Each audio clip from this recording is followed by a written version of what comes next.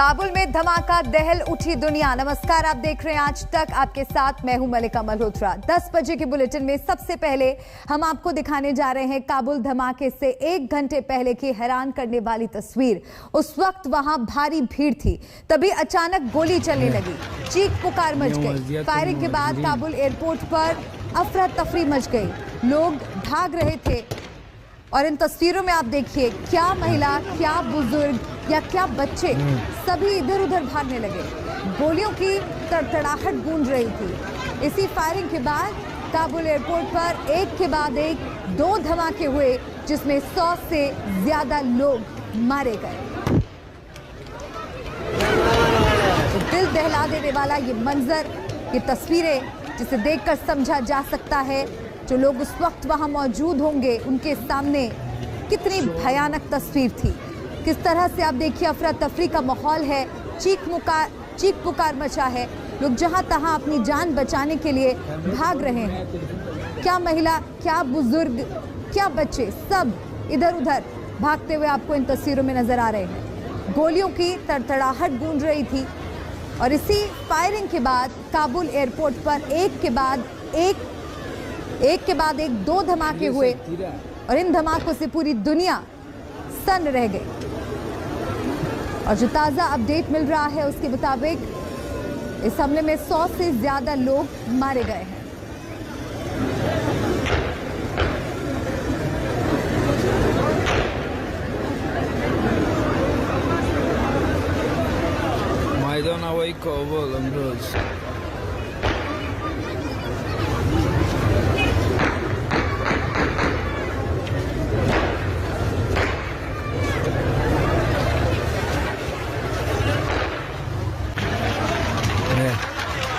اليوم زيادة المهاجرين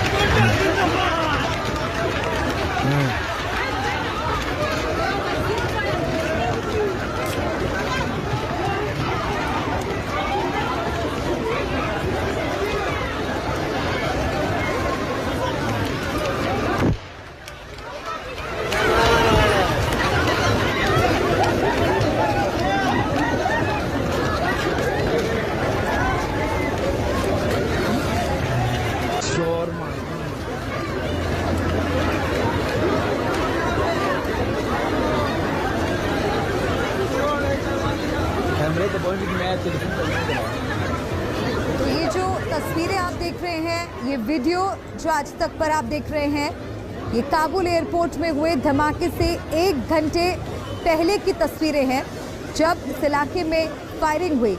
और इस फायरिंग के बाद ही एक के बाद एक 2 धमाके एयरपोर्ट के पास हुए। 2 तस्वीरें आपको दिखा रहे हैं, और इन तस्वीरों को देखकर आप समझ सकते हैं कि उस वक्त लोग कितनी दहशत में थे। हर तरफ चीख पुकार मचा है, लोग जहां तहां अपनी जान बचाने के लिए भागते आपको नजर आ रहे होंगे। धमाके से पहले फायरिंग हुई, जिसके बाद इस इलाके में भगदड़ मच गई, लोग अपनी जान बचाने के लिए भाग रहे थे। क्या महिला, क्या बुजुर्ग, क्या बच्चे, हर तरफ दहशत का माहौल था। मेरे सहयोगी इज़्ज़तुल्लाह अहमद मेरे साथ फोन लाइन पर जुड़ रहे हैं, उनका रुख कर लेते हैं। इज़्ज़तुल्लाह, जो तस्वीरें हम यहाँ पर देख रहे हैं वो भयानक तस्वीरें हैं। देखा जा सकता है, समझा जा सकता है कि किस तरह का मंजर वहाँ पर उस समय लोगों के सामने था। और क्या ताज़ा अपडेट इस वक्त आपके पास? आवाज़ फिलहाल मैं काबुल नेशनल एयरपोर्ट के नज़दीक में हूँ। इधर हालात बहुत खतरनाक है, और जो सिक्योरिटी लोग इधर है तालिबान, वो कहते हैं कि अंदर कोई प्रेस वालों भी इजाज़त नहीं दे सकते, और एहतिमाल भी है कि दूसरी धमाका भी हो जाएगा। इधर जो लोग खड़े हैं बहुत डर रहे हैं, लेकिन एयरपोर्ट के अंदर जाने नहीं दे सकते। दो लोग जो अमेरिकन डॉक्यूमेंट्स है उसके पास, और कनाडन डॉक्यूमेंट्स है उसके पास, उन के लिए इजाज़त दे सकते हैं, लेकिन प्रेस वालों को और अनादर लोगों के लिए इजाज़त नहीं दे सकते हैं। इज़्ज़तुल्लाह, क्या एयरपोर्ट पर इस वक्त भी लोगों की भीड़ जमा है? सुरक्षा को लेकर क्या कोई बंदोबस्त वहां किए गए हैं? यस बहुत लोग खड़े हैं लेकिन इजाज़त नहीं दे सकते हैं। लोग बहुत ज्यादा है, बहुत बिरुबार है इधर। सिक्योरिटी लोग कोई इजाज़त नहीं दे सकते हैं। और ईबे कहता है कि एयरपोर्ट से दूर रहो है क्योंकि दूसरी धमाके के इस्तेमाल भी है जी। और लास्ट डे जो धमाका हुआ था उसने लास्ट नंबर जो है 120 आम लोग जख्मी हुए और 16 मर चुके हैं। इसमें भी 13 अमेरिकन सोल्जर भी शामिल है। इज़्ज़तुल्लाह, आप भी अपना ख्याल रखें, सुरक्षित रहिए और अपडेट्स के लिए आपके पास वापस आएंगे। तो काबुल धमाके में मरने वालों की संख्या 100 के पार पहुंच गई है। हर तरफ चीख पुकार का मंजर, मातम ही मातम। एयरपोर्ट पर अब भी लोग अपनों की तलाश कर रहे हैं। अपने 13 कमांडो को खोकर अमेरिका भी गुस्से में है। राष्ट्रपति बाइडेन ने हमलावरों को चेताया है और कहा है कि माफ नहीं करेंगे। We will not forgive, we will not forget. ढूंढ कर सजा दिलवाएंगे। हमले की जिम्मेदारी ISIS खुरासान ने ली है। तो काबुल में धमाका हुआ है, लेकिन ये धमाका पूरी दुनिया के लिए एक बुरी खबर लेकर आया है। पूरी दुनिया को इस धमाके ने दहला दिया है।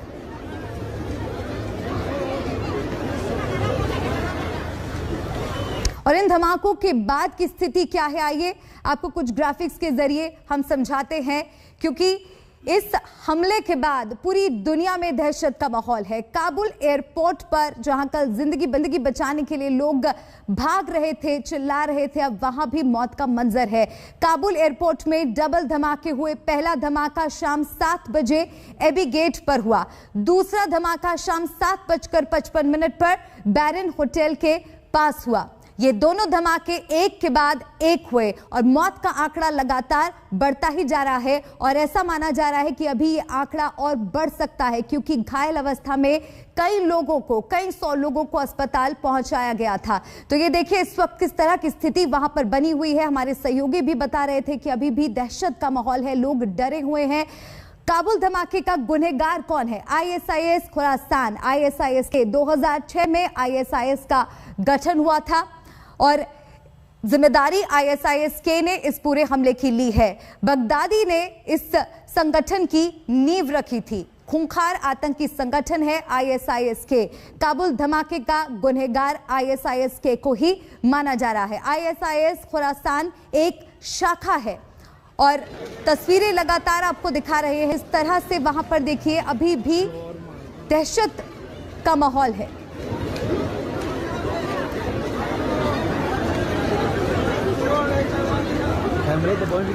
और लगातार इस बड़ी खबर पर तो नजर हमारी बनी हुई है। अपडेट्स आप तक पहुंचाते रहेंगे। फिलहाल आपको ले चलते हैं दिल्ली के मुख्यमंत्री अरविंद केजरीवाल की प्रेस कॉन्फ्रेंस में। सोनू सूद से मुलाकात के बाद ये प्रेस कॉन्फ्रेंस फोन करके पूछते रहेंगे। और कई बार बच्चे स्ट्रेस में होते हैं। हमने देखा है कि इस वाले एज ग्रुप के अंदर सुइसाइड्स भी बढ़ते जा रहे हैं। स्ट्रेस में होते हैं, इमोशनल स्ट्रेस में होते हैं। तो अगर उनके साथ कोई है जिसके साथ वो मन हल्का कर लें तो वो बड़ा उसका अच्छा इम्पैक्ट पड़ता है। तो देश के मेंटोर कार्यक्रम के लिए सोनू सूद जी हमारे ब्रांड एम्बेसडर बनने के लिए तैयार हो गए हैं, जिसके लिए मैं उनका बहुत बहुत शुक्रिया अदा करता हूं। उन्होंने कहा है कि वो भी कुछ बच्चों के मेंटोर बनेंगे और वो लोगों को अपील करेंगे, देश भर के लोगों को, कि वो भी मेंटोर बने। अब मैं सोनू सूद जी से रिक्वेस्ट करूँगा कि वो thank you so much Arvind sir, Manish sir, Raghav भाई, for giving me this opportunity कि आज मैं इस प्लेटफॉर्म के पे हूँ विजनरीज़ के साथ। मैं सर को विजनरी इसलिए बोलता हूँ कि जब एजुकेशन का नाम आता है तो देश में दिल्ली का नाम हमने हमेशा देखा है कि अगर एजुकेशन हो तो दिल्ली जैसी हो।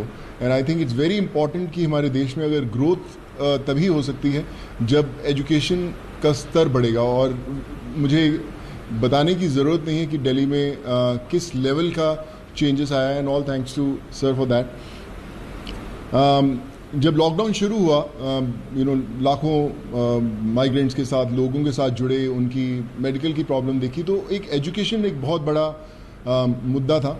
पहले लॉकडाउन में करीबन 2000 से 2200 बच्चों को हमने पढ़ाया और अभी करीबन 20,000 बच्चों को एज सू चैरिटी फाउंडेशन हम लोग पढ़ा रहे हैं।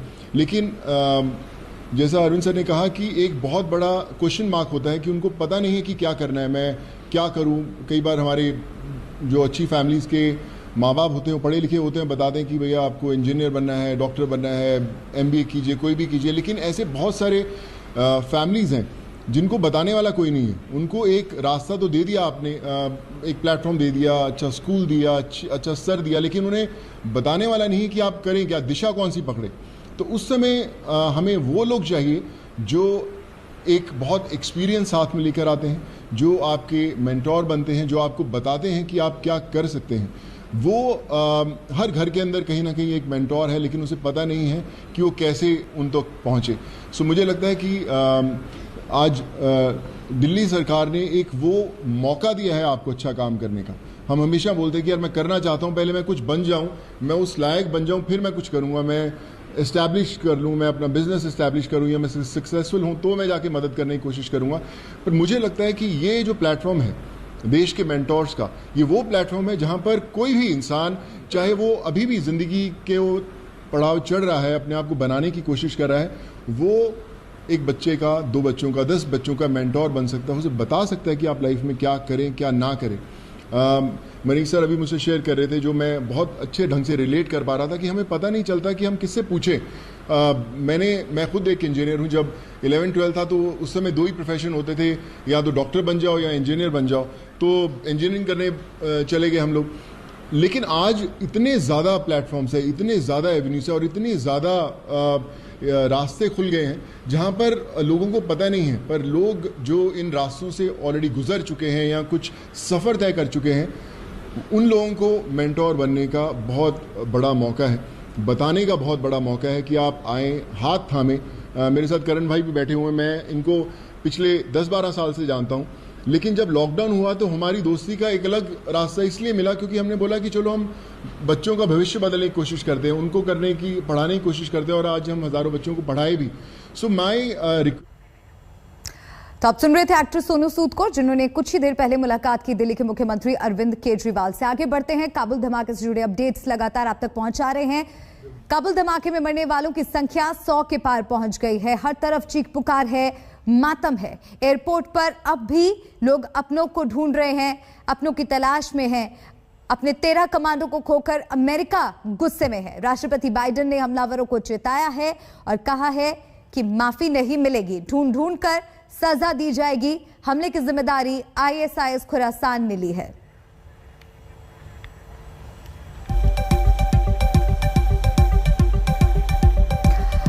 और अब देखिए काबुल में धमाके के बाद का मंजर, देखिए ये ground report. I'm going to now to hospital on the way. You see in the photo, in a video, the people are killed in this explosion to the airport area. Now I'm on the way, go to the emergency hospital, to the Kabul emergency hospital. You're waiting for the new report from India today. And also you see the people, they're civilian people, they want to travel to other countries. They're lining up outside the airport and they are killed by one explosion and outside of the airport. This guy is injured in this explosions. You see, I want to go to hospital in my car. This is my car and this guy is injured in the explosion today in airport area. There is not a place for some injured and killed people. I want to travel and displace this injured people to other hospital from emergency of Kabul. Look on video, a lot of people injured in the today explosion on airport. Unfortunately, some guys martyred in the outside the airport. They are civilian people. And there are some people disappeared in these explosions. Now you look and see in the video a lot of injured people. They are civilian, they came to a hospital, they're emergency and they don't have a good health. We are here outside the emergency hospital. You see in the video a lot of people standing here for our injured and killed. There are a lot of people come here in the hospital. We try to make a best report from Kabul. Shikib Nazari Kabul से हमारे संवाददाता हमारे साथ जुड़ रहे हैं। शिकिब का रुख करते हैं। शिकिब, इस वक्त फिलहाल अगर स्थिति की बात की जाए तो क्या तस्वीरें हैं वहां से?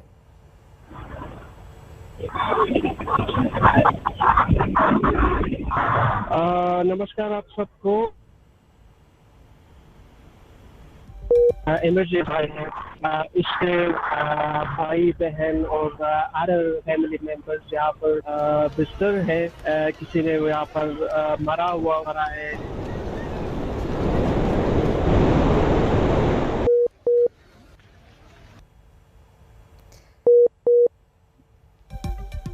कुछ तकनीकी दिक्कत की वजह से शिकिब का दोबारा हम रुख करने की कोशिश करेंगे। लगातार ग्राउंड जीरो से हमारे सहयोगी, हमारे संवाददाता एक एक तस्वीर, एक एक अपडेट आप तक पहुंचा रहे हैं। काबुल में जो सीरियल ब्लास्ट हुए हैं उसके बाद अभी भी स्थिति वहां पर चिंताजनक बनी हुई है। नजर हमारी इस बड़ी खबर पर लगातार बनी है। फिलहाल वक्त एक बहुत छोटे से ब्रेक का है, जल्द लौट रहे हैं। अपने 13 मरीन कमांडो को खोकर अमेरिका सदमे में है। व्हाइट हाउस में अमेरिकी झंडा झुका दिया गया है। 9/11 के बाद अमेरिका पर यह सबसे बड़ी आतंकी चोट है। लगातार अमेरिका भी वहां पर रेस्क्यू ऑपरेशंस चला रहा है। अमेरिकन ट्रूप्स वहां पर अपने लोगों को हिफाजत से अमेरिका वापस ले जाने की जुगत में लगे हुए हैं।